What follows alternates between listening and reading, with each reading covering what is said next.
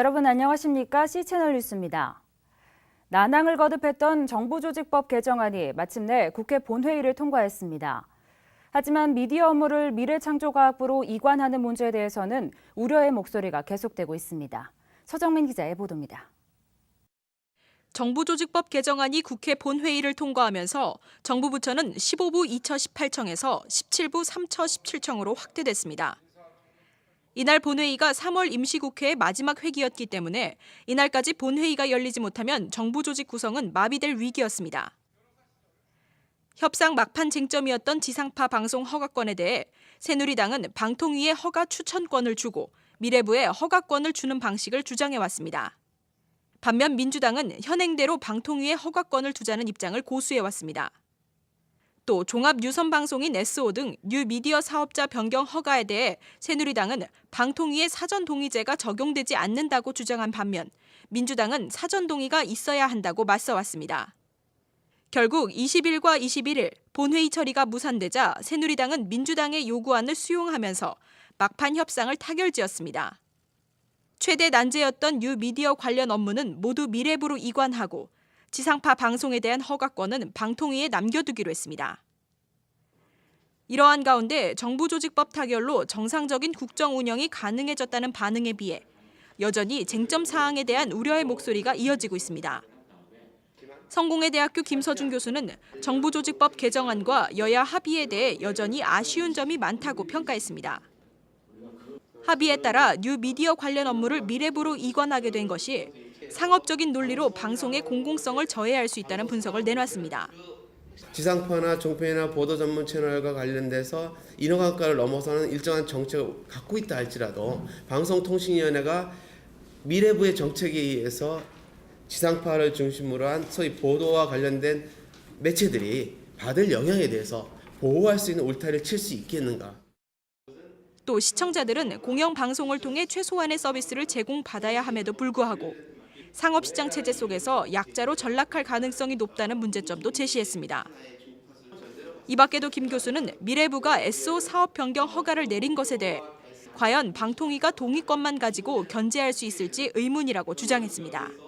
원래 기구의 취지는 합의제 기구임에도 불구하고 다수결 구조가 되어버렸단 말이에요. 이 속에서 미래부에서 결정한 허가 제허가권을 갖다가 방송통신위에서 논의는 될지 모르지만 과연 동의권을 가지고 견제할 수 있겠는가?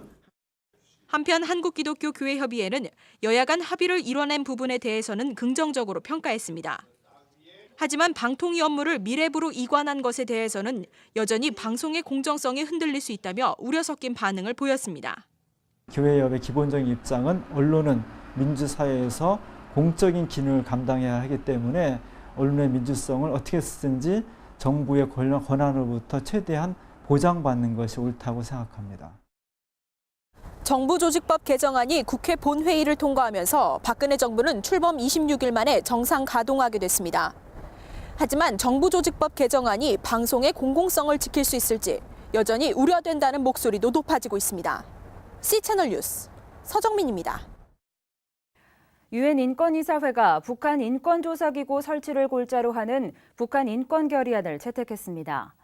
지난 21일 스위스 제네바에서 열린 인권이사회에서 47개 이사국은 북한 인권 상황과 인권 침해 가능성에 대해 1년간 포괄적인 조사를 진행할 수 있도록 조사위원회를 창설하자는 내용의 결의안을 통과시켰습니다. 유럽연합과 일본이 제안하고 미국 등이 지지한 이번 결의안은 북한에서 자행되는 고문과 강제노역 등 반인도적 범죄 행위에 대해 광범위한 조사를 촉구하고 있습니다. 조사위원회 구성이 완료되면 북한의 인권 상황에 대한 본격적인 조사 활동이 진행될 것으로 예상됩니다. 제네바 주재 대표부 최석영 대사는 이번 결의안이 예전과 달리 북한 인권 상황에 대한 광범위한 조사를 규정하고 있다고 말했습니다. 조사위원회는 올해 유엔 총회와 내년 3월 유엔 인권이사회에서 활동 결과를 각각 보고할 예정입니다. 환경운동연합이 핵공격은 남북한 모두를 공멸시킬 어리석은 행동이라며 북한의 핵공격 위협 발언을 강하게 비판했습니다.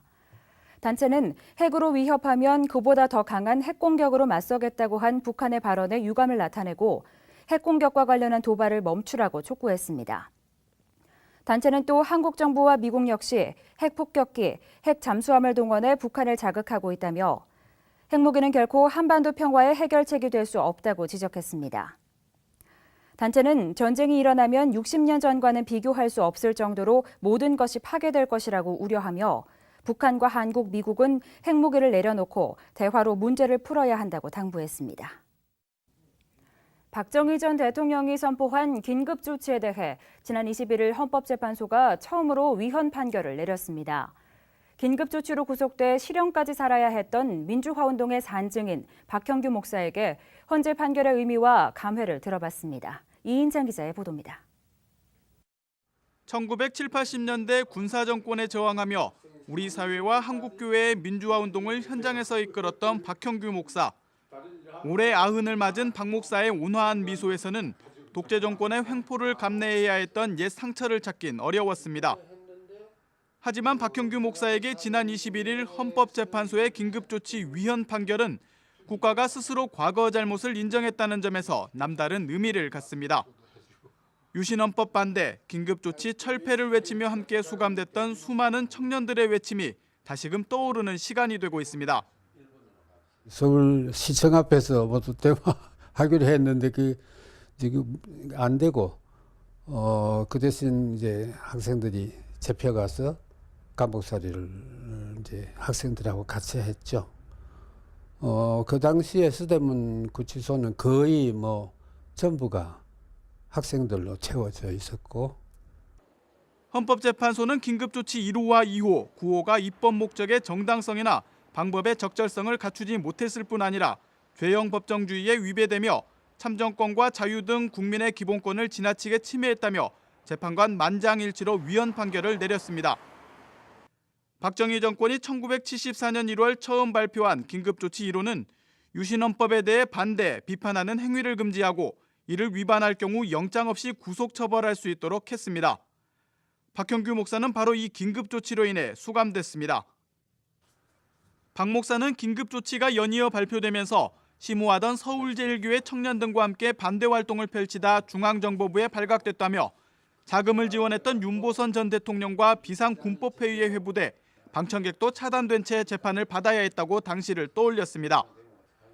결국 박 목사는 같은 해 4월 발표된 긴급조치 4호 위반 혐의로 15년형을 언도받았습니다. 38년이 지난 지난해 9월 박 목사는 마침내 서울중앙지법의 재심 선고 공판 끝에 무죄 판결을 받았습니다.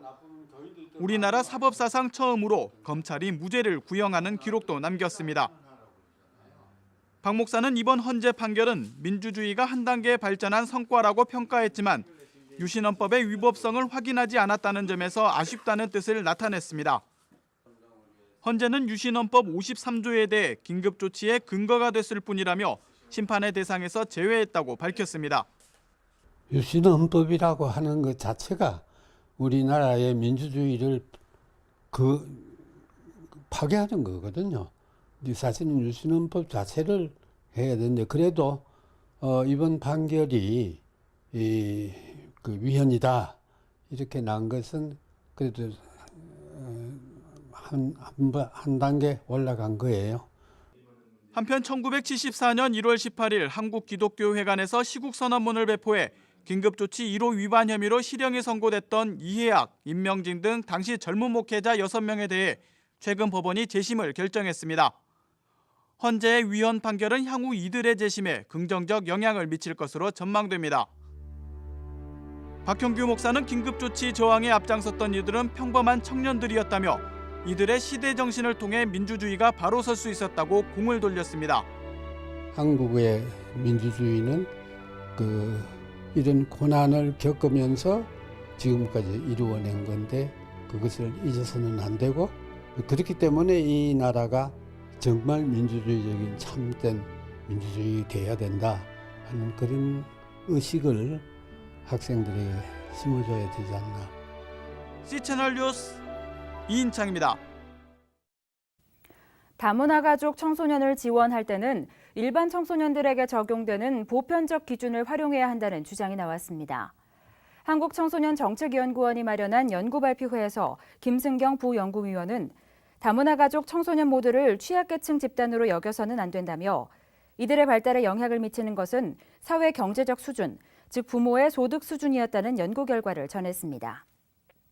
김 의원은 다문화 청소년들을 지원할 때는 일반 청소년의 역량 강화 사업에 포함시키는 것이 바람직하며 기존 취약계층 지원 기준을 적용해도 상당수 다문화 가족이 혜택을 받을 수 있다고 덧붙였습니다. 김 의원은 이를 통해 다문화 가정 청소년들이 한국 사회 소수 집단으로 인식되는 현상을 방지할 수 있고 한국 사회의 일원으로 자리 잡는 데 도움을 줄 것이라고 예상했습니다. 연세대 세브란스 병원이 한국교회가 파송한 해외 선교사를 대상으로 건강 지원 프로그램을 운영하고 있다고 밝혔습니다. 세브란스 병원 의료선교센터는 2002년부터 해외 선교사들의 건강 지원을 위해 선교사 파송교회와 협약을 진행하고 있다며 협약교회의 파송 선교사와 배우자, 20세 미만 자녀가 진료를 받을 경우 개인 부담금의 50%를 감액받을 수 있다고 설명했습니다. 또 선교사들이 한국에 체류하는 동안 빠르게 진료받을 수 있도록 행정 처리에도 관심을 기울이고 있다고 밝혔습니다. 다만 더 많은 교회와 선교사들이 혜택을 받을 수 있도록 선교사 1인당 연 300만 원, 교회당 연 1,000만 원으로 제한했다고 전했습니다. 병원과의 협약을 위해서는 병원 홈페이지에서 신청서를 내려받아 작성한 후 관련 서류를 함께 제출해야 합니다. 협약식은 매년 2차례 진행되며 협약을 마친 교회는 3년마다 갱신하게 됩니다. 올해 상반기 협약식은 5월 20일 12시 연세대 알렌관 무아콜에서 진행될 예정입니다. WCC 제10차 부산총회가 7개월가량 남은 가운데 성공적인 총회 준비와 진행을 위한 한국교회 여성들의 역할이 주목되고 있습니다. WCC 총회준비위 사전대회 지원위원회와 교회협 양성평등위원회가 마련한 모임에서 WCC 정혜선 중앙위원은 WCC 총회의 성공 개최를 위해 한국교회 여성들의 역할이 중요하다며 특별히 총회 직전 열리는 사전대회를 통해 총회에 상정할 여성 관련 의제와 메시지 등을 도출해야 한다고 전했습니다. 이와 함께 한국준비위원회 조직과 프로그램, 사무국 운영 등에서 여성 참여가 어떻게 이루어지고 있는지 전반적으로 검토돼야 한다고 강조했습니다. WCC 총회 한국준비위 사전대회 지원위원회 한국염 공동위원장은 총회 기간 여성 쉼터 공간을 마련해 참석자들의 소통의 장으로 운영하고 일본군 위안부 문제와 이주 여성, 여성폭력 등 4개의 주제로 마당을 진행할 예정이라며 한국교회 여성과 단체들의 전략적인 준비가 요구된다고 전했습니다. 한편 WCC 총회는 지난 실행위원회를 통해 전체 총대의 35%가 여성 총대로 구성됐다고 밝힌 바 있습니다. 이 밖에 주요 뉴스와 날씨를 전해드립니다. WCC 세계교회협의회 제10차 부산총회에서 진행될 세계 에큐메니컬 신학원과 한국 에큐메니컬 신학원을 위해 WCC 본부 실무진들이 방한합니다.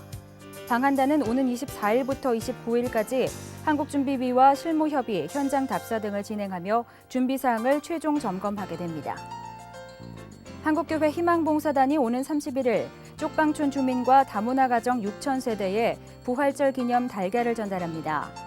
선발된 자원봉사자들은 서울 동자동과 창신동, 영등포 등 쪽방 밀집 지역과 다문화 가정을 방문해 세트당 10개로 구성된 달걀을 나눠줄 예정입니다. 기독교 대한감리회 농촌선교훈련원이 제13기 기독교 귀농학교 교육생을 모집합니다. 기초과정 40시간과 24시간의 심화과정을 거치게 되며 1차 지원 마감은 오는 25일, 2차 마감은 다음 달 15일입니다. 미국 기독교계와 시민단체들이 최근 국내에서 논란이 일고 있는 포괄적 차별금지 법안을 저지하기 위해 비상대책위원회를 구성했습니다.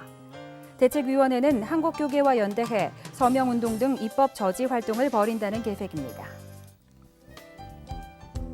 날씨입니다. 이번 주말은 전국이 대체로 맑겠고 가끔 구름만 끼겠습니다. 하지만 제주도는 차차 흐려지면서 밤늦게 비가 오는 곳이 있겠습니다. 당분간은 기온이 평년보다 낮을 전망입니다. 낮에는 포근하고 밤에는 쌀쌀한 날씨가 계속되고 있는데요. 건강관리에 유의하시는 게 좋겠습니다. 아침 기온은 서울 영하 1도, 대구 3도를 기록하겠습니다. 낮 최고 기온은 강릉 9도, 부산 제주 14도까지 오르겠습니다. 바다의 물결은 전해상에서 0.5에서 2.5m를 일겠습니다. 주간 날씨입니다. 다음 주 월요일에는 강원도 영동 지방에 비나 눈이 오겠습니다. 다음 주 수요일과 목요일 사이에는 제주도와 남부 지방에 한 차례 비가 오겠습니다. 뉴스를 마칩니다. 시청해주신 여러분 고맙습니다.